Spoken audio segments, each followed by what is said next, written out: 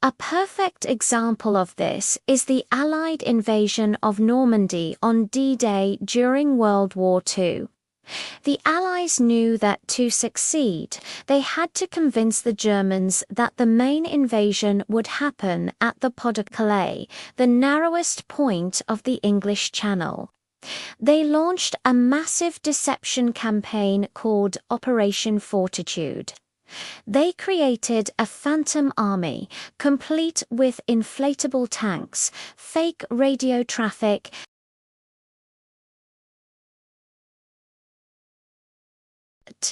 the Germans bought it completely. They kept their strongest panzer divisions at Calais, waiting for an invasion that never came.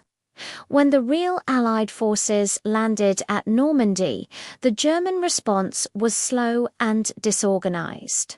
The element of surprise achieved through grand-scale deception was a key factor in the success of the largest amphibious invasion in history.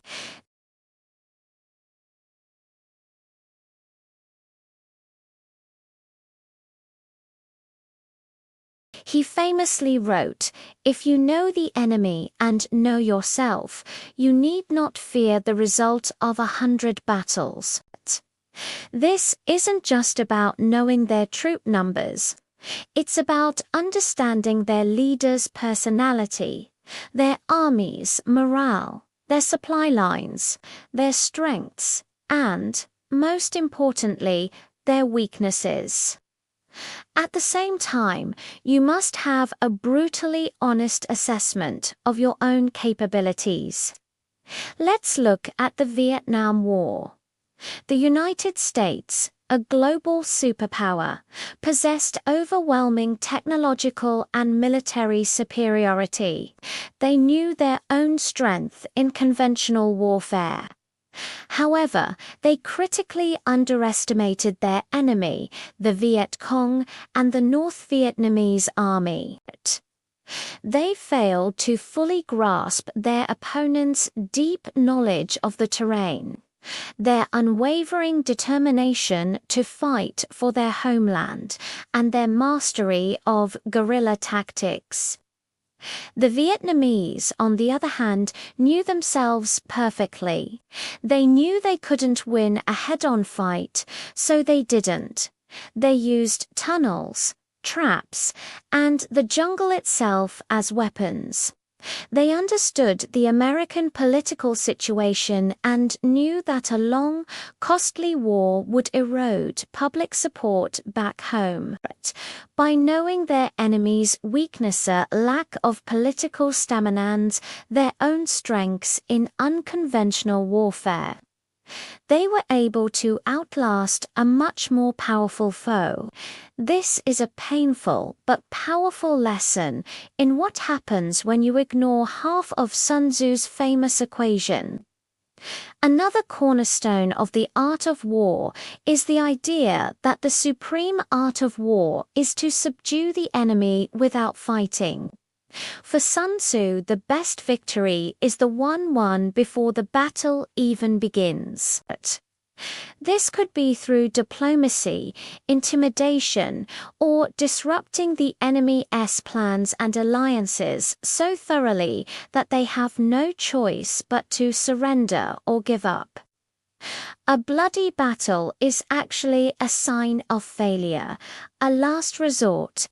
Think about the Cold War. For nearly half a century, the United States and the Soviet Union, two nuclear-armed superpowers, stood on the brink of a catastrophic conflict. A direct all-out war would have been unwinnable and would have destroyed the world. So, how was this war fought and won? It was won without a single direct battle between the two main adversaries. Instead, they engaged in a war of economics, propaganda, technological competition like the space race, and proxy wars.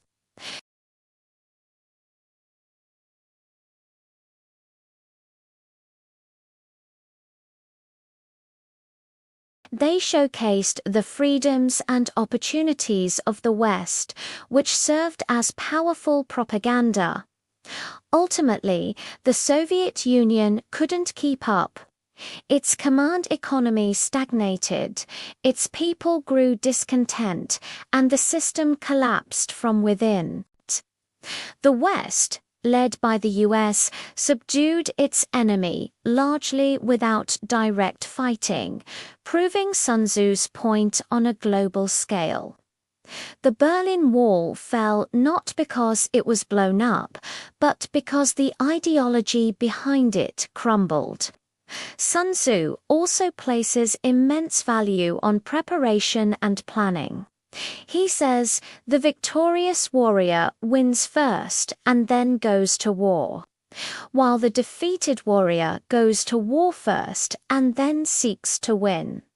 This means that strategy is not something you figure out in the heat of the moment.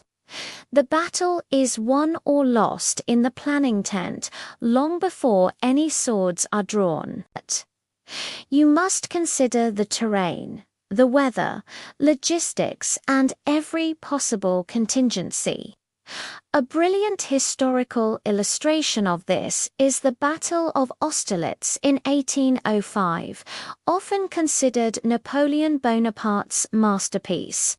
Napoleon, facing a larger combined Russian and Austrian army, didn't just stumble into victory. He meticulously planned it. He studied the terrain and deliberately chose the battlefield. He then executed a brilliant deception. He made his army appear weak and in retreat, luring the Allies to attack his right flank. He even abandoned a strategically important high ground, the Pratzen Heights, practically begging the enemy to take it. The Allied commanders, arrogant and overconfident, fell for the trap hook, line, and sinker. They weakened their center to crush what they thought was a fleeing French army. But Napoleon had anticipated this. He had his main force hidden in the fog, waiting. At the perfect moment, he ordered a massive assault on the now weakened Allied center, splitting their army in two and achieving a decisive, crushing victory. Napoleon had won the battle in his mind days before it ever happened. Finally, let's touch upon adaptability. Sun Tzu compares a successful army to water.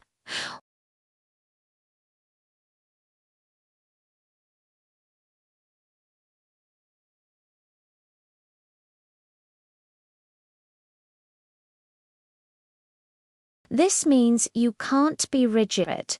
Plans are essential, but you must be ready to adapt and change them as the situation on the battlefield evolves. The enemy gets a vote, and they will always do something unexpected. During the Mongol conquests, Genghis Khan and his commanders were masters of this. Their initial strategy was often a feigned retreat. They would charge the enemy, fight briefly, and then pretend to panic and flee.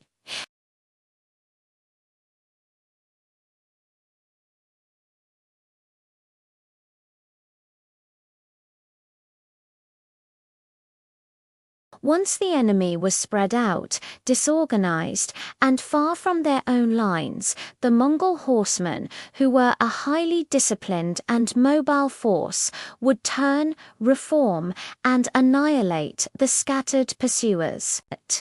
But this wasn't their only trick. They adapted their tactics to every enemy and every environment. They learned siege warfare to conquer the great cities of China and Persia. They used psychological warfare communication, often offering to spare a city that surrendered immediately and promising total destruction to those who resisted.